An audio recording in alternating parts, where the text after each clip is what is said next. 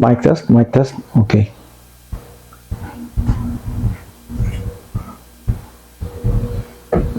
Morning guys. Kamusta kayo dyan? It's a Wednesday, middle of the week. Ang bilis ng panahon. I hope all of you are doing well. So ito po yung continuation ng aking NDO series or what we call the New Distributors Orientation series. No?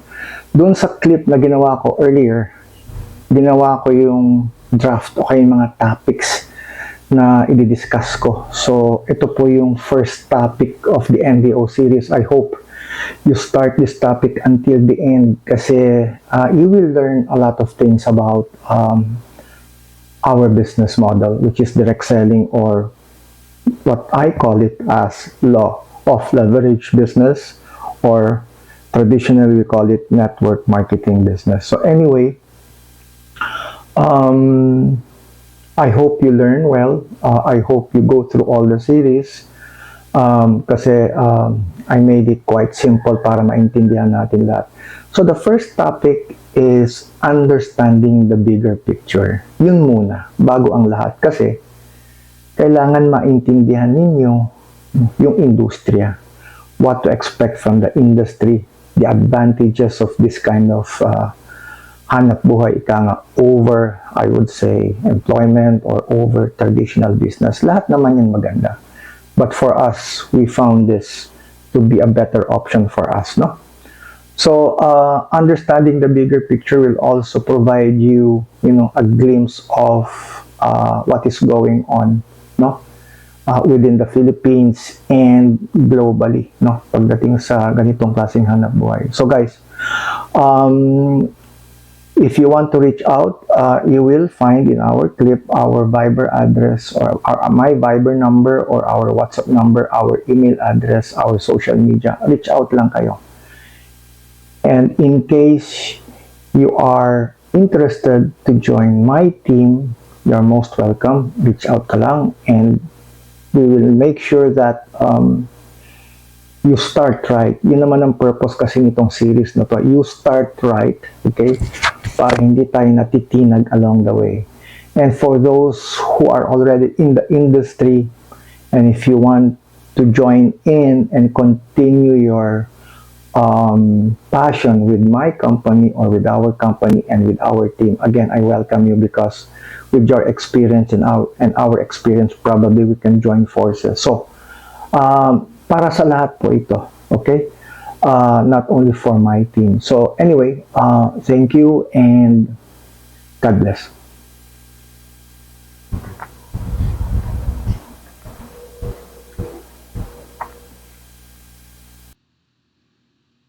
Okay, I hope you like my intro.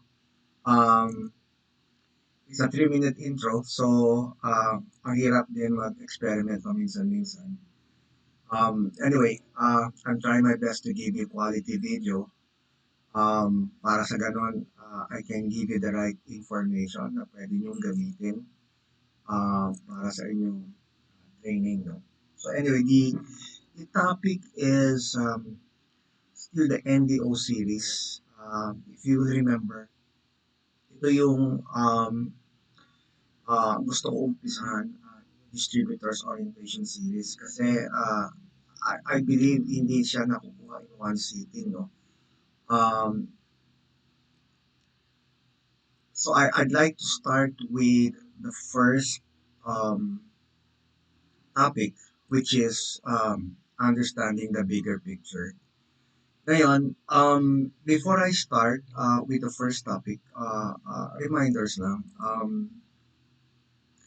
You can find us at our social media. No? Nandiyan dyan naman. Uh, Meron kaming Facebook. I have two Facebook addresses or profiles. Ednalyn Pereras Balino, wherein makikita nyo lahat yung updates about the product. And there's another one which I have before na rini-revive ko is nothing personal, just business. Which I'm going to use purely for the business side of things. Tapos sa Instagram, we have Green Cell Therapy. Sa TikTok, we have Green Apple Stem Cell. Sa YouTube naman, we have Green Apple Stem Cell Therapy, which will feature basically products. No? then yung second YouTube channel is nothing personal, just business. Again, we'll be focusing on the business side of things. Tapos if you want to read our blog and be inspired na ina-update ko from time to time, meron tayong greencelltherapy.blogspot.com which will focus on the product and yung mga iba-ibang testimonials na natatanggap namin araw-araw. And the second blog is npjbusiness.blogspot.com. It's going to be purely focused on the business side of things. No?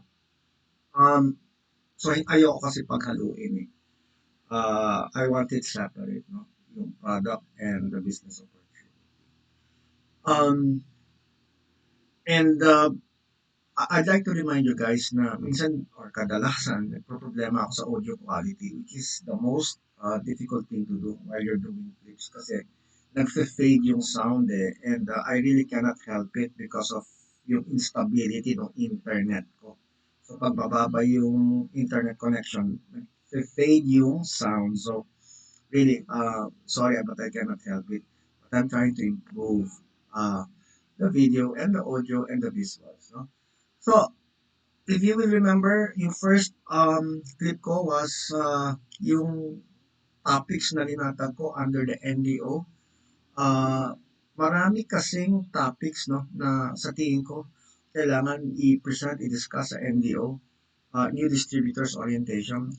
Suited kasi to para sa mga tulad namin who are now practicing, who are now involved into the business and most especially dun sa mga bagong dating.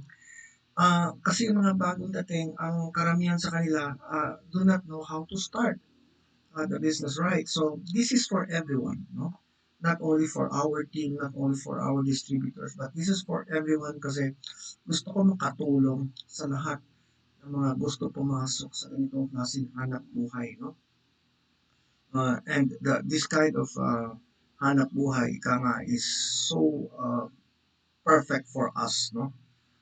Aside from yung traditional employment and traditional business. Although it is not perfect, like ko sinasabi yan. Pero this is for us the best option. But anyway, you will come to understand it as we go through all the topics. So let's start with the first topic. No? New distributors orientation, NDO. Ano yung first topic? No? Basically, ang NDO kasi is, ang objective niya is para mag-guide tayo lahat, especially mga bago, as I said, to make things right, to start things right. Yung first topic is you have to learn the basics. And among the basics is, number one, understand the bigger picture. Bago ang lahat, before we tackle all the other, I would say, topics under the sun, ang importante kasi is maintindihan natin ng mga bagong distributor the bigger picture of our industry. No? Yung kinalalagyan nila, what would they expect, what challenges na mararanasan nila along the way. Kasi importante ito for mindsetting. Eh. Okay? Just like any other endeavor, pag ikaw ay nag-uumpisa sa pagtrabaho, siyempre may orientation yan. Ako, when I was starting my career, when you start with a company, you have to go through orientation. When you transfer to another company, orientation ulit yan. When you start your traditional business, you have to be oriented. So, ganun din po sa direct selling or ganun din po sa network marketing. You have to understand the big picture. So, treat this as your first day orientation. No? Now, understanding the bigger picture, may mga concepts na pwede kong i-present sa inyo which I believe are very relevant. Number one, yung law of leverage. It's the first concept in understanding the bigger picture. Number two, you can be your own boss. Okay. Number three, you will now distinguish the difference between big money and small money. And the last topic would be helping business or people business. Okay. So let's proceed. Um, let's go back. Uh, Throwback muna tayo no, for a while. Small family businesses, way before, let's say, pag nagtayo ng mga small family businesses, nag evolve yan eh. Yung mga nagfe-fail, yung mga nagto-close down before 5 years. But after 5 years, yung mga businesses na nag-survive after 5 years, they were now on their way to success, but siyempre, may dinadaanan yung mga yan, mga challenges.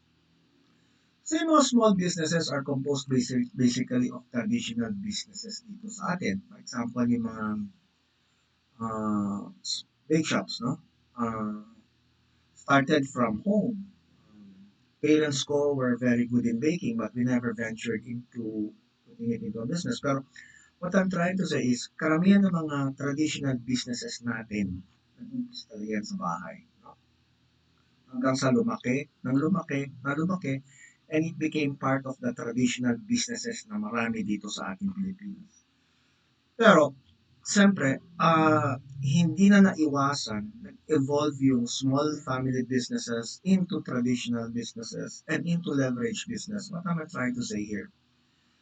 Yung traditional businesses na nag-survive at lumaki ng lumaki na lumaki, meaning to say, yung business nila lumaki. That means may mga employees na rin silang kinuha, naging professional na rin yung organizational structure nila. And at the same time, na-realize nila na kailangan na mag-leverage. Ibig sabihin, kailangan na mag-branch out. Dati kasi, ang small family businesses or traditional businesses nasa isang lugar yan. Pero because of progress, because of the rise in population, because of competition, because of all the factors in naisipan nila mag-leverage, naisipan nila mag-branch out in different areas. Kasi nga, lumalaki yung business opportunity and kailangan yung presence nila sa iba-ibang lugar at a given time. So yun po yun. So lahat po ng industriya natin ngayon, name it, are into leverage business. Kasi nga, they are now present in different areas. Like for example, SM, Shoemart, kumbaga. Nag-start yan saan? Carriedo, somewhere in Manila, in a small shop, started by this guy, Henry C. Sabi niya, he came from a very, not rich, but below modest family. Based on my readings, wala siya sapatos. So, yung obsession niya to be the hari ng sapatos sa Pilipinas became true. So, nagtayo niya ng small shop somewhere in Manila. I believe it's Quiapo. Hanggang sa, right now, mall na siya. Okay? So, nag-expand ang SM, iba-ibang lugar, leverage business ika nga. Okay? All over the Philippines. Sino ang kalaban niya? Si Robinson, started by John Gokongwei. Similar ang kanilang story. Si John naman started selling palayok or alderos or anything in the market. He also came from a very poor family. Pareho silang Chinese. Ganun din, no? Started out as a small shop in the market. Lumaki, nang lumaki, lumaki, and started with one mall, two malls, three malls hanggang sa, saan na tayo magpunta kahit saan may Robinsons o may SM. Pareho nagsasabay. So that is law of leverage. Ngayon, dun sa mall nila, nagpaparent na sila ng spaces. Okay? From different businesses.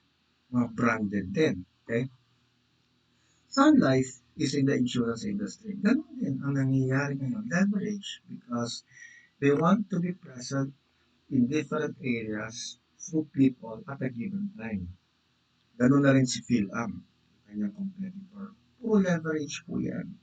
Kasi nga, kung hindi sila magle-leverage, may iwanan sila ng competitor nila eh. I hope you're getting the point. Sa automotive industry, Toyota is number one when it comes to leverage. Hindi lang dito sa Pilipinas, kundi globally, they are present, no? So, yun po ang leverage presence in different markets at any given time. And so with, Mitsubishi Motors, no? Dito sa Pilipinas, I would say these two brands are the prime movers pagdating sa sasakyan. Okay? Now, 7-Eleven is there, no? Unfortunately sa mga sari-sari store ngayon, they are now feeling the effects of leverage kasi nga sa harapan nila nagtayo ang building. All of a sudden, in that building, may 7-Eleven. So what is 7-Eleven trying to do? Law of leverage. Unfortunately, sa mga maliliit na tindahan, yung kanilang dating sales ay bumababa. Okay? Max Restaurant is one. No?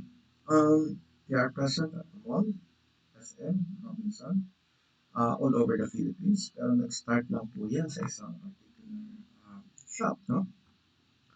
Marami po. Red Ribbon is one. Nag-spread ang Red Ribbon dahil, in business as a pastries and cakes, lumalaki. Then Greenwich also is everywhere. No? So KFC is also everywhere. Of course, meron pa tayo McDonald's, Batak, no? As far as Ilocos, no? No, lahat na sila nandiyan dyan. And they are now using the power of leverage. So, I hope you're getting the point. Sa direct selling, sa business model natin, okay, sa business model ng Revobit, okay, we are now following the direct selling business model. So, kung nakakapag-leverage yung brands, why not direct selling? Of course, they also have the opportunity para mag-leverage through growing their network. Dito na po pumapasok yung sinasabi nating network marketing or law of leverage or MLM. Because as a direct seller, pwede ka na rin mag-leverage, pwede mo na rin paramihin yung sarili mo. You can now expand your business in different areas in the country at any given time. So you can fast track your business and your income. Okay? So when you realize that, uh, nagle-leverage ka na rin. Nag-uumpisa po ang mga tao sa direct selling. They sell their products for a good profit. Pero pag na-realize nila yung product nila is so accepted and in demand, di ba nakakapanghinayang po if, hindi ka nakakapag-benta sa Ilocos or sa Central Luzon or wherever. Ang hirap naman or imposible naman bumiyahe all over the Philippines. No? Magastos yun at saka time will not allow you to do that. So, gawin natin is you leverage yourself in different areas. Let's proceed. Let's imagine, no? Meron kang pinil. Let's assume nagle-leverage ka na. You started as a user, nagustuhan mo yung product, and sabi mo, okay, pasukan ko itong business to as retailer, so nagre-retail ka. Pero because nakita mo yung big demand sa product, so you decided to be a builder or a networker. So, ang mangyayari kasi, you will be uh, building your network, no, on a daily basis kasi ginagawa mo yung business either part-time or full-time. Lumalaki yung network mo on grupo mo or your membership mo. So, bakit may kulay? Kasi ang colors na to are represented by, okay, as you will see, okay, um, users, no? Nag-umpisa yan as users, no? Some of them will decide most likely magbenta. So they become your retailers. So nagbebenta rin sila. But some of them will also, think of, teka muna, ang ganda ng produkto. Pero why not leverage? So they become builders. So you have a mix. You have a mix of all the profiles, users, retailers, builders. Hanggang sa over the years, you know, you without realizing it, ang dami mo na palang members all over Luzon, Visayas, and Mindanao. So what happens? No? Passive income. Passive income pumapasok sa wallet mo on a daily basis. Okay? Mag-umpisa yan a few centavos, tapos magiging 100, 200, and then you are now on the 1,000 level, tapos kumikita ka na ng, let's say, 1,000 every day through your group sales kasi, sa system kasi, you will be entitled to commissions over the purchases from your members. No? So every day you will be increasing your passive income 1,000, 2,000, 3,000. The highest that one of our accounts achieved as of May 14 it was 14,500 pesos. Can you imagine? Saan ka pupulot ng 14,500 pesos? This is a result of your members, composed of your users, retailers, builders using the product. Okay? So meron kang legacy. Ito pwede mong ipamana sa iyong mahal sa buhay, sa asawa, sa anak, o kanino man. They can continue the business. Ang ganda po, di ba? So the beauty of this is non-stop. Kung ano yung inumpisahan mo, pwedeng ituloy, pwede pang palakihin dun sa pagbibigyan mo. Tapos siyempre, ang importante sa buhay ng tao, habang nagkakaedad, health issues, hindi natin maiiwasan yan. So, you will have access to high quality products. Tapos, meron ka pang money, which I call always passive income. Okay? And then, you will have time. Ibig sabihin, you can enjoy your life. You can do what you want. Okay? Kasi ako talaga, it took me years, 34 years, to really enjoy what I'm doing right now. Kasi nga, I was an employee. Anyway, we call it multi-level marketing, but ako, I always call it leverage business, no? So, marami pong naging successful sa leverage business, direct selling or MLM, or network marketing, no? May mga tao abroad, may mga tao sa Pilipinas like Francis Miguel, okay? I love this guy because yung mga training niya sa YouTube, pinapakinggan ko, no? Maganda ng mga sinasabi niya. We have young blood also, who's a Filipino, no? Joseph Lim. Started doing this at an early age, no? And then, Rafi Tulfo actually is not a network.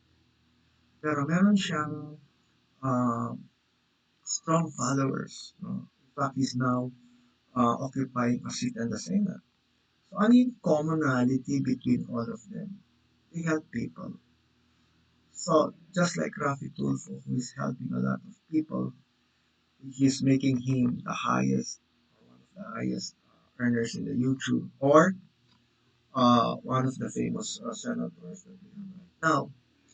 Ang common denominator po dito is it's a people helping people business, no? Hindi ka nag-iisa. You're helping people below you. You're helping your members to be successful kasi their success is your ultimate success. Ngayon, freedom of being your own boss. I can relate to this kasi right after college, ang tinahak ko talaga is employment. No? Although I had opportunity to do my own business kasi businessman or businessman naman yung father ko as well as with my mom. Pero hindi na naging mindset ko eh. Naging mindset ko was to get a job as soon as I finish college. Karamihan sa atin ganun. Now, nag, uh, employment is not bad. Okay, it provides food on the table. It helps you pay the bills. It helps you um, um, build some savings. Pero ang problema kasi when you grow older, pag, you know, retireable age ka na, that's it. No? So, hindi na sustainable yung pagiging empleyado mo kasi may katapusan yun eh. Majority of that fall into retirement and they are not prepared, no? Um, being your own boss, whether at a later life or early in life, you will have tremendous advantage over those tumanda na sa employment. Um, you can scale your business to the size that you want based on your efforts. You will have more time with your family and friends. You can build your team of employees or you can build your network or your group or your members Wala kang limit sa income. Tapos you can set up your own time. Let's, you know, uh, discuss yung scaling your business. Sa empleyado kasi, you are paid based on your title, but you are not being paid based on what you can do. May salary scale kasi ang different levels in the organization and different positions. So, kung yun ang pay scale of that particular position, alam, you will have an increment or magkakaroon ka ng increase sa sweldo mo pag nag-promote ka. More time with family and friends. Okay? Maraming nagkahiwalay because one spouse has to travel overseas para magtrabaho over the years.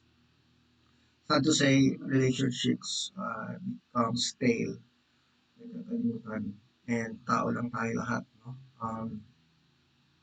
It's a very different scenario, very difficult ballgame for spouses na hindi magkasama. They got separated for so many years just because they want to make ends meet. Pero at the end of the day, nagkahiwalay. So sad.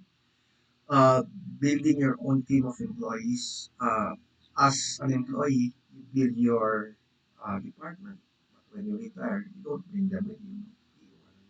In fact, one of them will be your successor. No limit on income, of course. I felt this over the years as an employee. Even if I work overtime until night time, even if I work Monday to Sunday, fixed pa rin yung salary ko. Yung time natin is tied up with our responsibility. Tapos you set up your own work schedule. Tali ka na, no? People like me na nagtagal sa negosyo at nagtagal sa empleyado, pagiging empleyado. Pati yung linggo. No? Anyway, getting a job mindset. Ito kasi ang naging dilemma karamihan sa atin. Um, when we go to school, when we attend to our school, when we go to the university, university kasi is a breeding ground for job hunting. Yan yung, yun yung naririnig mo sa parents mo, sa sabi ng parents mo. Finish college, finish your studies para makakuha ka ng trabaho. Pag nasa school ka na, halos naririnig mo araw-araw, you need to pass this course, you need to pass this subject so that you get a good job. So, ang mindset natin, okay, karamihan sa atin, no, is to get a job after we finish our course. No? Now, bakit kaya majority of our universities are not supporting their students to someday set up their own businesses after they finish their course? Masyado mabagal because I've been a professor after retirement. Turo po ako sa undergrad because I have a master's degree in business administration. Tapos nagturo din po ako sa grad school because I took my PhD in management. Karamihan dito sa mga universities na to, they don't support students in creating their own businesses. Okay? Wala siyang support. Pero there is an exemption for nabibilang sa daliri. Some universities are offering entrep courses, but not enough to encourage students of this course to set up their own business. But one thing I found out, ang network marketing is now a certified course in one of the good schools dito sa Philippines, De La Salle. De La Salle University is known for producing top business students. So, dapat lang, no? Because of the beauty of network marketing, it is now a certified course. Galing, di ba? And that's good news. So, na-professionalize na rin kahit pa paano ang network marketing. What else? Having a job versus being a network marketer. Okay? Um, Eto kasi yung difference when you're an employee or when you're a network marketer early in life or later in life. Sa network marketing, it basically, creates multimillionaires. As an employee, uh, unless you are working for a multinational and you're occupying a position in the top management, pwede. Otherwise, hindi. Uh, you can now dictate your income based on your efforts. Sa pagiging empleyado, you're stuck with your salary based on your responsibility, your position. Sa network marketing, nakakapag-ipon ka. Sa pagiging empleyo, ah, hindi, di ba? Tapos yung income mo, mabilis lumaki. Pero yung salary increase mo is based on promotion pagdating sa employment. Tapos, sa network marketing, nakakapagpahinga ka, pero pumapasok yung passive income because yung members below you, who are your users, who are your retailers, who are your builders, are also moving and working. So you tend to earn while you're resting or on holiday. Sa pagiging empleyo, of course not, no? Until you finish your leave, no work, no pay tayo. Tapos, we have financial security. Given na yon. Sa pagiging empleyo, we have financial security for as long as we are employed. What if wala ka ng employment? No? Then, may nagsabi sa akin na uh, babae, in fact, she is, I would say, successful sa network marketing or direct selling. She's been a networker all her life. Sabi niya, "Sir, I've seen your qualification, no? Wala namang problema. You have all the professional qualifications in this world. But you chose to take the ship sa journey mo." Siya kasi wala siyang qualifications na may present, pero nagkaroon siya ng opportunity to go into network marketing. So what she did was, nag-aeroplano siya. What I'm trying to say here is, kung meron namang way to fast track your success, why go the long road? Kung meron namang shortcut, meaning to say, kung meron namang aeroplano na masasakyan to success, why not take that plane instead of taking the ship, which will take you ages or a lifetime? Yun yun eh.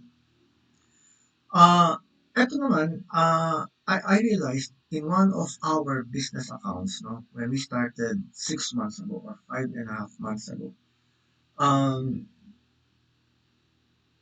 actually, yung total income only amounted to this, no, 376,490 in 5.5 months, 5.5 months. So, kinumpit ko lang on a monthly basis, that is 6,452 pesos per month, or day-to-day basis, 2,281. Okay? The latest figure right now is, yung nabanggit ko kanina, as of May 14, 2024, yung account namin already earned 14,000 plus pesos through group sales. So, ang bilis. That's my point. No? So, why take the ship when you have the plane? Why not take opportunity of a platform or an opportunity like network marketing para mapabilis lang, ano? Yung success mo, para mapabilis lang yung pag-iipon mo. Okay? Yun yun eh. Now, what is a traditional business versus a network marketer, or having a traditional business versus being a network marketer? Sa traditional market kasi maraming pinagdadaanan po yan. When you're into traditional business, may channels yan. Of course, from your supplier, yung main manufacturer. Tapos yan, may agent yan. Tapos from the agent, may wholesaler. From the wholesaler, may mga sales force yan. Tapos up to the retailer, down to the consumer. Pag network marketing kasi, shorter route. Nawawala na yung mga intermediaries or middlemen in between. Ibig sabihin, you have access to products from your supplier. And as a distributor, you are now cutting all the channels kasi ikaw na yung pinaka-middleman between your supplier and your consumer. So, mabilis po ang takbo, daloy ng product. So, instead of the money being spent sa mga intermediaries or middlemen, yung budget na yun napupunta sa iyo, distributor, as your commission. Okay? So, intermediaries or middlemen are removed from the channel. So, yung power of networking in direct selling is all about what? Building relationships for success. Napapansin nyo po, when you have direct connection with your customer, you are now building positive and strong relationships with your customer. Sa experience namin when we started this, when we started sharing the product daily, friends, families, neighborhood, seeking out. Ah, napansin namin na kami na tinatawagan, no? Customer, ubus na yung stock niya, ubus na yung stock niya. So we deliver. We make it a point to deliver. We make it a point to serve our customers. So you're building relationships. Ang maganda nun, doon sa binibuild mo relationship, nare-refer ka. Okay? Nare-refer ka sa mga kamag-anak nila, sa network nila, na there is a certain product that can help them. So, ikaw kaagad ang nare-refer. So, palaki yung customer base mo. Okay? Now, na-improve mo rin yung skills mo as a networker. No? Kasi you're into this, okay? Ang dami mong networking skills na na-enhance, no? You show appreciation, okay, to your customers. You're building genuine connections, sincere and positive connections, okay? Tapos, you are now learning to be an active listener kasi nga nakikinig ka sa problema ng mga customers mo and you're helping them find a solution. Tapos at the same time, nadi-develop mo pa yung communication skills mo. Nawawala dito yung pagkahiyain mo, no? Tapos natututo kang to take care and nurture that relationship. And then, you can now apply your skills to build a bigger business, okay? And at the same time, nabibigyan ka pa ng chance to attend company conferences or company sponsored events, okay? So, ang sarap po. Now, isa pa, while doing this, natuturuan kang improve yung interpersonal skills. Ang importante naman, kahit sa anong hanap buhay, yung interpersonal skills mo, no? So dito, you are being helped, natuturuan ka to improve your communication skills, your interpersonal skills, your people skills. Okay? Yun ang punto ko po. The future of direct selling and network marketing. Okay? Nagkaroon ng data, no? That direct selling and network marketing is growing annually dito sa Philippines. Kaya, kung papansin nyo, may mga newcomers, yung mga major players who came to the Philippines way back 70s, 80s, 90s, 2000s, nandito pa rin sila hanggang ngayon kasi matindi yung kanilang uh, pundasyon. They have developed their foundation dito sa Philippines and they are here to stay. At the same time, may mga newcomers that are coming in because Philippines is considered one of the top markets when it comes to direct selling and network marketing because of different factors. We will explain that later. So, the industry is growing at a staggering 31.3% annual growth. Dito, nabubuhay karamihan sa mga Pilipino. Dito sila kumuha ng kanilang araw-araw. Dito sila nakakaipon. And most significant, they are contributing to the economy and to the progress of the nation because they are spending their money to buy food, clothing, houses, cars, etc., etc., which basically helps the country or the country's economy. Di po ba? Okay? So we tend to forget that. Now, maraming companies sa Philippines that are doing well and I happen to say our company, Riverwood Philippines, now is doing well. Okay, they started the company 2019 back in Malaysia, but now they are here. They are now in Africa. Okay, they are in other areas of the world, but now the focus now is to be here in the Philippines because they want to grow this market. Okay. Direct selling and network marketing in. Okay, ito naman, nag-research ako. Can you see advanced countries, countries that are producing, what you call this, progress of direct selling and network marketing. We have China, 15.8 billion, Japan, 11.6 billion, Korea, 18.4 billion, USA, 40.5 billion, Germany, 17.9 billion. Saan tayo? Wala pa tayo, di ba?